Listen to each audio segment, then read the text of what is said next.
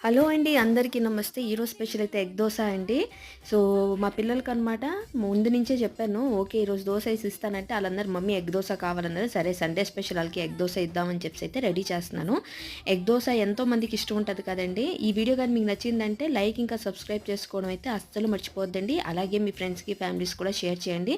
మీ ప్రతి లైక్ నాకు చాలా మోటివేషన్ అయితే ఇస్తదని మాత్రం గుర్తుంచుకోండి. సో, ఇలాగ ఎగ్ అయితే దోస మీద అయితే ఏసేసుకొని దాంట్లో కొంచెం సాల్ట్, పెప్పర్ అయితే ఏసుకున్నానండి.